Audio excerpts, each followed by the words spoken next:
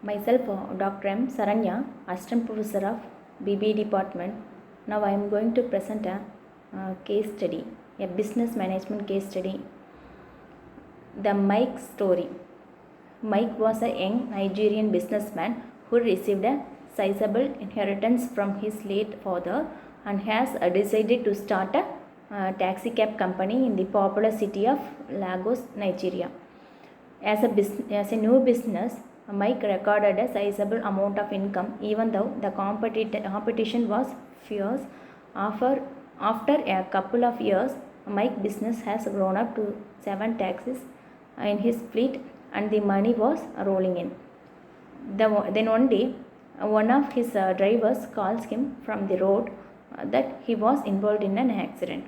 According to his report, Mike learned that the new driver he hired was not paying attention while driving and that he seriously injured a man crossing the street. On assessing the situation, Mike fired the driver and sent his condolences to the man in the hospital. He also went so far as to offer to pay his hospital bills, yet the victim wasn't consoled by his effort. 2 weeks later, Mike was served with a lawsuit because the man can never walk again according to doctor's report. During the case, Mike hired some lawyers who concluded to settle the case out of court.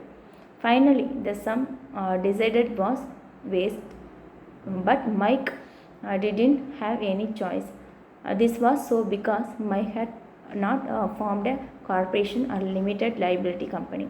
Not only did the judgment force him to liquidate his entire business, but he also had to sell his home and give up a substantial amount of his children's school fees.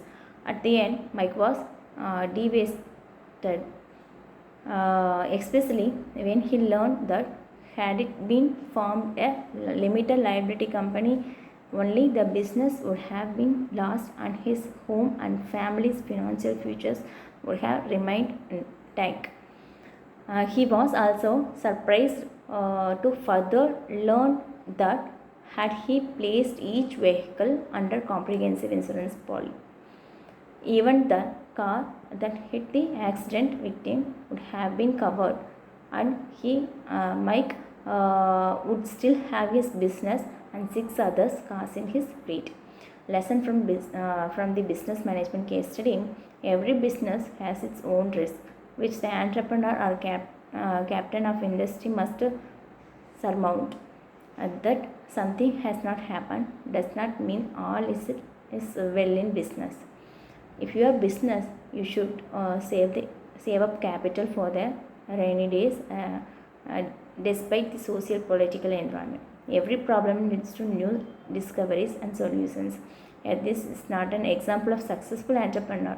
Being a successful entrepreneur needs experience, knowledge, new skill sets, and the desire to make things happen. The solution for the business management case study.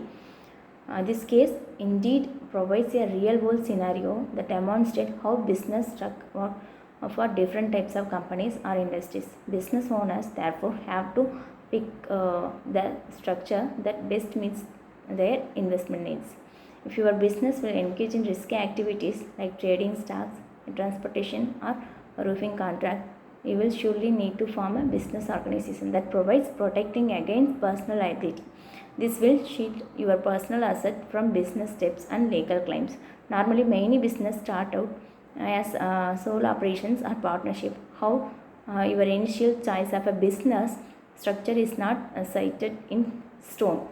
Much sole proprietorship business often evolve into some other form of business like a partnership or limited liability company. As a company grows, the needs of the owner also change, and the risk of the personal liability also increase. Thus, one's sole proprietorship or partnership can be converted to a limited liability company or public company or vice versa. This is made possible by the Nigeria company law. For business that will never go public, forming a public company probably is not worth the added expenses. Instead, the simplicity and flexibility of LLCs offers a more clear advantage. Thank you.